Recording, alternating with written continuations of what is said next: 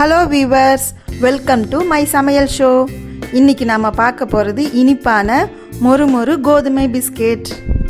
நீங்கள் நம்ம சேனலுக்கு முதல் முறையாக வரீங்கன்னா கீழே இருக்கிற சப்ஸ்கிரைப் பட்டனை ப்ரெஸ் பண்ணி பக்கத்தில் இருக்கிற பெல் பட்டனை கிளிக் பண்ணுங்கள். இந்த ஸ்வீட் எவ்வளவு மொறுமொறுப்பாக உடையுதுன்னு பாருங்கள். பார்க்கும்போதே நமக்கு நாக்கு ஊறுது. மேலே இந்த சர்க்கரை உறைஞ்சி உள்ள லேயராக இருக்குது. சாப்பிட்றதுக்கு டேஸ்ட்டாக இருக்கும். இப்போ வாங்க எப்படி செய்யலான்னு பார்க்கலாம். இப்போ நான் 1 கப் கோதுமை மாவு எடுத்திருக்கேன். எந்த கப்பில் கோதுமை மாவு எடுக்கிறோமோ எல்லா அளவும் அதே கப்பில் எடுக்கணும். 1 டீஸ்பூன் உப்பு சேர்த்துக்கலாம். கோதுமை மாவு எடுத்த அதே கப்பில் 1/4 கப் சமையல் எண்ணெய் எடுத்துக்கிறேன்.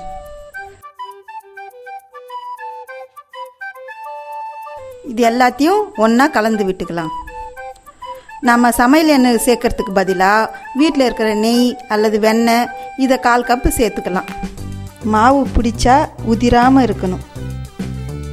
அப்போ தான் லேயராக கிடைக்கும். நம்மளுக்கு லேயர் கிடைக்கணுன்றதுக்காக தனியாக மடித்து தேய்க்க வேண்டிய அவசியம் இல்லை. நாம் ஈஸியாக செஞ்சிடலாம்.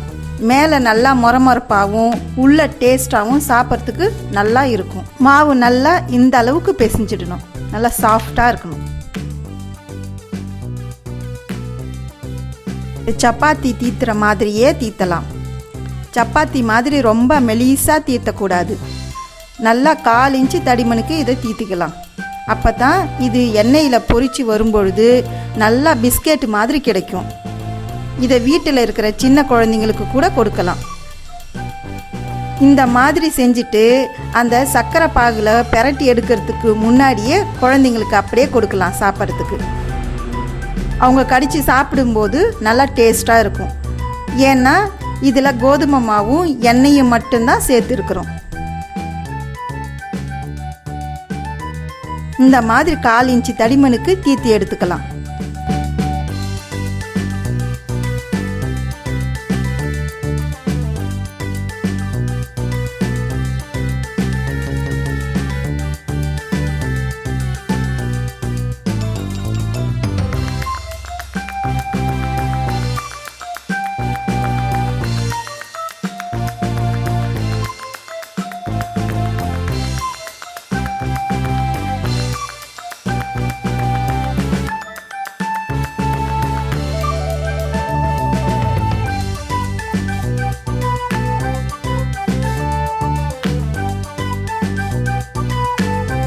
நமக்கு பிஸ்கெட் மாதிரி இருக்கிறதுனால இந்த மாதிரி கட் பண்ணி எடுத்துக்கலாம்.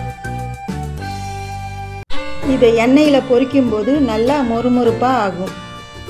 இதை நீங்கள் செஞ்சுட்டு ஒரு ஏர் கண்டெய்னரில் போட்டு ஸ்டோர் பண்ணி வச்சிட்டிங்கன்னா 15 நாள் வரைக்கும் கூட நல்லா இருக்கும்.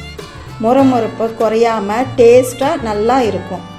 இப்போ பாருங்கள், 1/4 இன்ச்சு தடிமனுக்கு ரெடி பண்ணியாச்சு. இப்போ இதை தனித்தனியாக எடுத்து வச்சுக்கலாம்.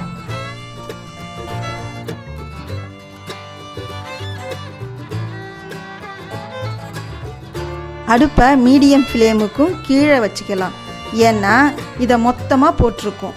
உள்ளேயும் நல்லா வெந்து மேலேயும் நல்லா மொரமொரப்பாக வரணுங்கிறதுனால லோ ஃப்ளேமுக்கு கொஞ்சம் மேலே வச்சுக்கலாம். அந்த மாதிரி வச்சு பொரிக்கும்போது நல்லா வெந்து கிரிப்பியாக நம்மளுக்கு கிடைக்கும். இந்த ரெசிபி மைதாவிலையும் செய்யலாம்.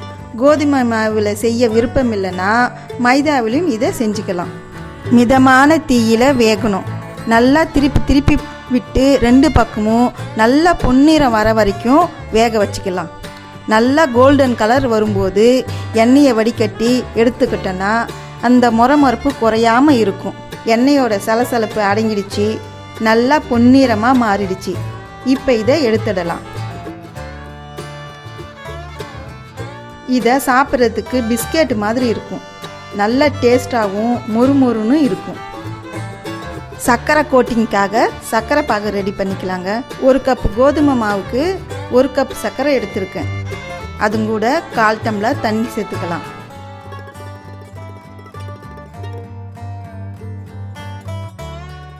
நல்லா கலக்கி விட்டுடலாம். சர்க்கரை பாகு பிஸ்கெட் மேலே கிறிஸ்டல் மாதிரி வரணும். சர்க்கரை நல்லா கரைஞ்சி நல்லா கொதிக்கணும். முதல் கம்பி பதத்துக்கு வரும்போது தான் நம்ம பிஸ்கெட்டுகளை சேர்க்கணும்.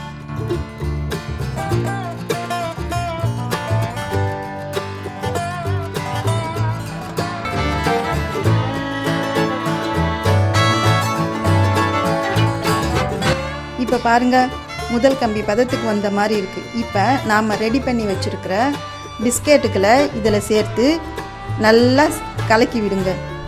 கலக்கி விட்டுக்கிட்டே இருந்தீங்கன்னா சர்க்கரை பாகு ஊறி நல்லா கிறிஸ்டல் கோட்டிங் கிடைக்கும்.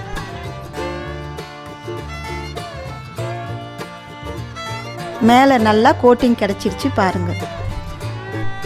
இதை ஒரு பிளேட்டில் மாற்றி கொஞ்ச நேரம் ஆற விட்டால் டேஸ்டான மொறுமொறுப்பான கோதுமை பிஸ்கெட் ரெடி. இந்த சமையல் பிடிச்சிருந்தா லைக் பண்ணுங்கள், ஷேர் பண்ணுங்கள், மறக்காமல் கீழே இருக்கிற சப்ஸ்கிரைப் பட்டனை ப்ரெஸ் பண்ணுங்கள். நன்றி.